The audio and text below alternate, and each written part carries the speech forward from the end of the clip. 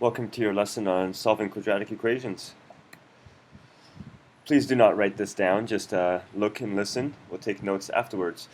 First of all, a quadratic equation in x is an equation that can be written in the standard form. ax squared plus bx plus c equals 0. This is called a quadratic.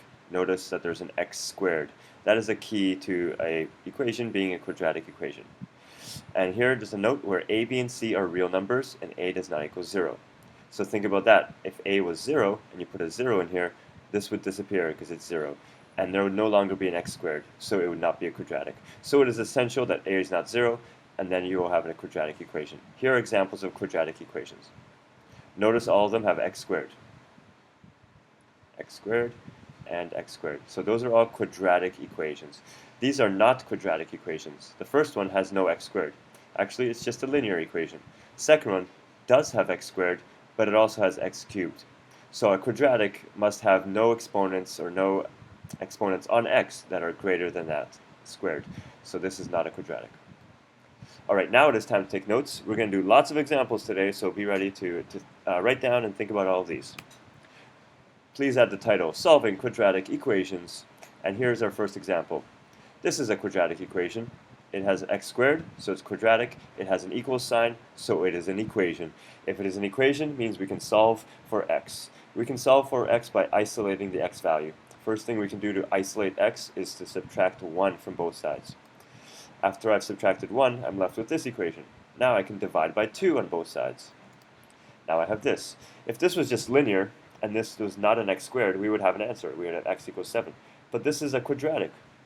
When it's a quadratic, we're going to always end up with 2 answers, because to get rid of this square, we need to take a square root. The opposite of squaring is taking a square root. So imagine taking a square root here and a square root here. Here's what we have. X equals plus or minus the root of 7. Make sure you understand what happened there. That step there is essential to solving lots of problems we're going to do from now on. Now, make sure you also know there's a plus or minus here. Whenever you take a square root, there's going to be a positive and a negative answer. So we put plus or minus. Think of a simpler example, like if this said x squared equals 25. Okay, x squared equals 25. Your answer would be positive 5, because 5 times 5 equals 25, or your answer would be negative 5, because negative 5 times negative 5 is also 25. So that's why we have 2 answers, and there's plus or minus. That we can write as 2 separate answers like this. X equals positive root of 7, or x equals negative root of 7. 2 answers. Alright, so try this one.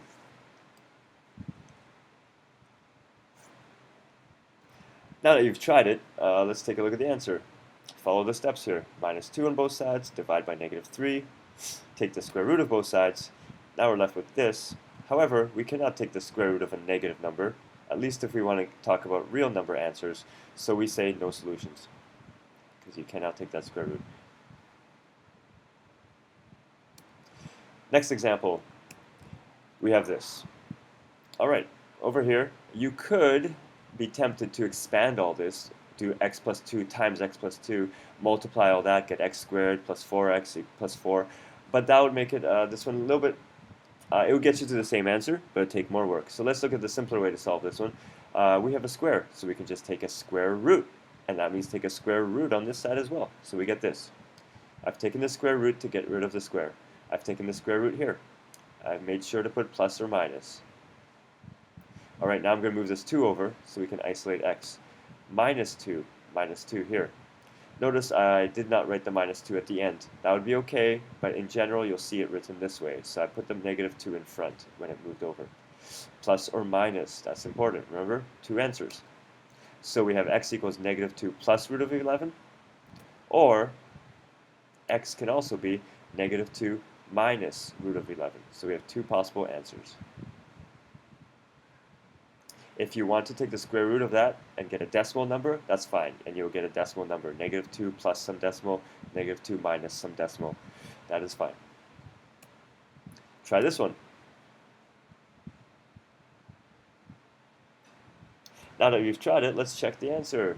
So took a square root on both sides, plus or minus here, added that 3 to this side, so now we have an answer for x. X equals 3 plus or minus this. So two different answers. However, root of 16 is a perfect square. It's not like the last one, root of 11. This one we can take a square root easily. It's just 4. So we have 3 plus or minus 4. So our two answers are x equals 3 plus 4 or x equals 3 minus 4. And that means x equals 7 or x equals negative 1. If you ever get these wrong on the quiz, make sure to pause on this slide and consider the work that was done. Redo your work in your notebook and make sure you understand. Next, we're going to learn about the null factor law. Very important law in quadratics and in applied, in lots of work you're going to do, actually. All right, let's take a look at the law. The law says if a times b equals 0, then a equals 0 or b equals 0. Think about that. You have two factors being multiplied, and their product or the result is 0. The only way two things can be multiplied to make a result of 0 is if one of those is 0. There's no other way to make 0 here. Alright, so a has to be 0 to make that true, or b has to be 0. So one of those two situations. So let's look at this example. We have this factor, 3x, times this factor, x minus 5, and the answer is 0. That means this first factor must be 0, or this second factor must be 0. So we're going to say that each one's 0 and see what we get. So first we're going to say, what if this one is 0? 3x equals 0. Or, well, the second factor can be 0 as well. Both those situations will lead to this 0 answer.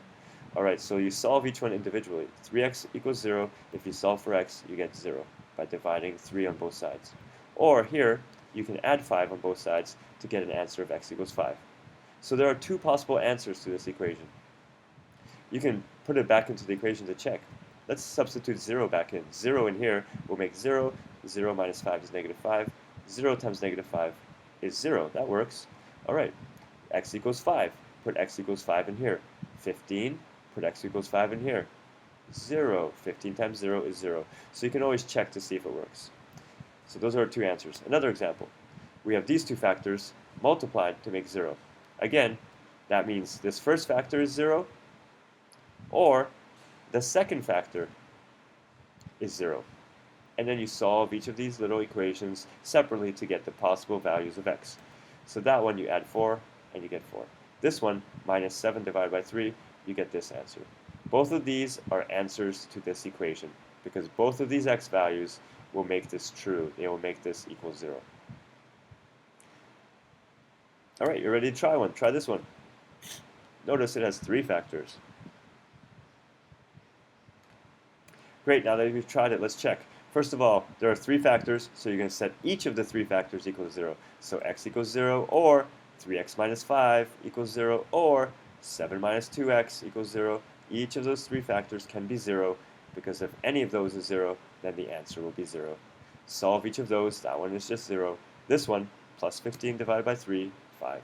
This one, plus 2x divided by 2, 7 over 2. We have 3 answers. Hopefully you got those. Next example. We have this. Okay, we have to solve this. Alright, we just learned that it's easy to solve quadratic equations when we have 0 on one side of the equation. So anytime you're given a quadratic, how about moving everything to one side so that we get 0? So in this case, you can subtract 3x, bring it onto this side. Now we have 0. Good. Now if we can just make some factors here, we can use the null factor law. So I factored that. I factored an x from there, GCF. Now I have this times this equals 0. That means the first factor must be 0, or the second factor must be 0. That's 0, and that's x equals 3. So we have 2 possible answers. And you can substitute those back in. 0 in here, 0 in here. 0 equals 0. Good. Or take a 3 and put it in here. 3 squared is 9. 3 times 3 is 9. 9 equals 9. It works. Both of those answers work. Try this one.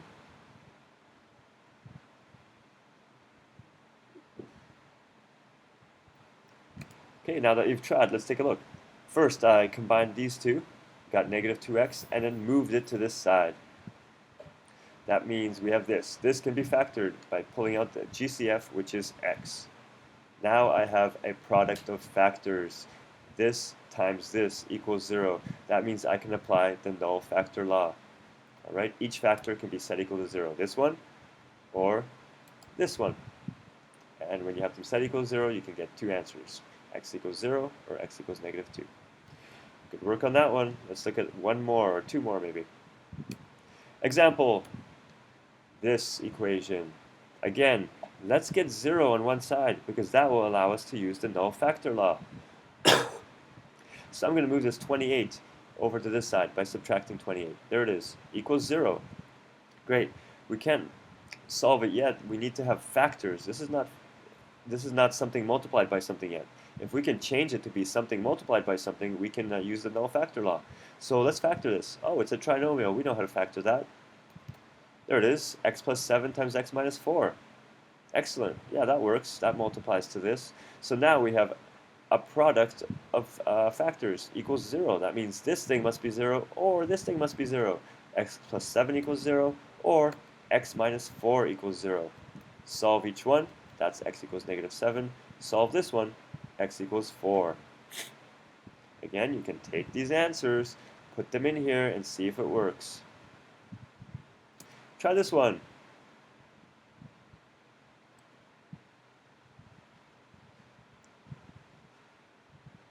Okay, now that you've tried this one you've noticed is also a quadratic trinomial, but it has the a value greater than 1. So it should have been a little bit tougher factoring, but not so bad. Let's take a look. First, I move everything to the left side so that I have 0. All right, minus 3x minus 2. There it is. Now I look at this. I'm like, well, hopefully that factors. Let's see. I'm going to use the x factor technique. On top, we have a times c. So 5 times -2. -10. All right, a times c. On the bottom, here, we have b, the b value, which is -3. There it is. All right, now I'm trying to think of two numbers that multiply to make -10 but add up to -3. Let's see. Oh, well, I think those numbers are -5 and 2. -5 times 2 makes -10. Great. -5 plus 2 makes -3. Great. So I found two numbers. But since a is 1, we have to do grouping for this one. So I'm going to rewrite this equation like this. The first part's the same, the -2 is the same, but the middle term, we split it into these two numbers. So -3x becomes -5x plus 2x. Okay, we haven't actually changed the equation because -3x and -5 plus 2x is the same. These are the same. I've just made it a little bit bigger. Now I'm going to group things, all right? So I'm going to look at the first two terms and factor something out. I look at that, I'm like, yeah, 5x comes out of both. There's 5x. X minus 1. That works. All right. From the second two, I can factor out a 2. So I factor out a 2, and what's left is x minus 1. All right, so this part has been grouped, this part has been grouped, and we've factored. Now, I see a common factor, so I'm going to factor that common factor of x minus 1. There it is. Pull out an x minus 1, pull out an x minus 1, 5x plus 2, 5x plus 2. Now we have a product of factors equal to 0. That means this factor must be 0, and this factor must be 0. X minus 1 equals 0, or 5x plus 2 equals 0.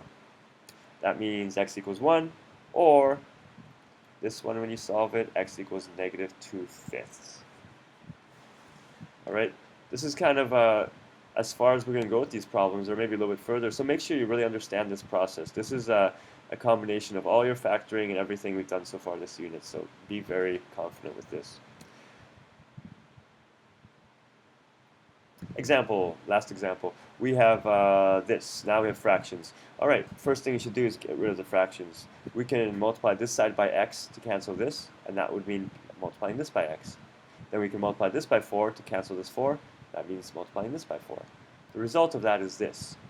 Another way to look at this, maybe you've learned, is cross-multiplying. We can do this times this equals this times this. And that's what we have here. Then we can multiply through the parentheses. So this is x squared plus 5x. This is 36 minus 4x. Then we're going to bring everything to one side so that we have 0. X squared plus 9x minus 36 equals 0. Right? Everything's been moved to one side. We have 0. Now we look at this, we're like, it factors. Good. X plus 12 times x minus 3. Now that we have factors, something times something equals 0. So one of these, this is 0, or this is 0, because the answer is 0. So x plus 12 equals 0, which means x is negative 12, or x minus 3 equals 0, which means x equals 3.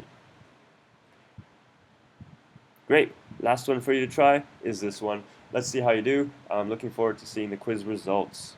Do your best. Once you've done it, check your work. Here we go. Multiply by 5 on one side, x on the other. Multiply through the parentheses. Move everything to one side. Factor. Solve each factor using the null factor law. And we have 2 solutions. Check your work carefully. Alright, to wrap up this video, here is your practice assignment. So you'll have a little bit more work to do today. Thank you for watching the video and doing the quiz. It is important now that you practice those skills. I've tried to minimize the assignment as much as possible. So page 216, 9a should be very fast, quick solving ones, no factoring necessary. Page 216, 9b.1, do question 2 only. That one's also going to be very fast because you're just applying the null factor law. You don't have to do any factoring yourself. And the last one is the key assignment for this because it kind of puts everything together and you have to do some things. So I've skipped some problems here for you. I've picked the most important things to try. Number 1, 3, 4, 6. Number 7, just choose a few and try it. Number 8 is a bit of a challenge problem. Let's see if you can do it. Good luck and see you tomorrow.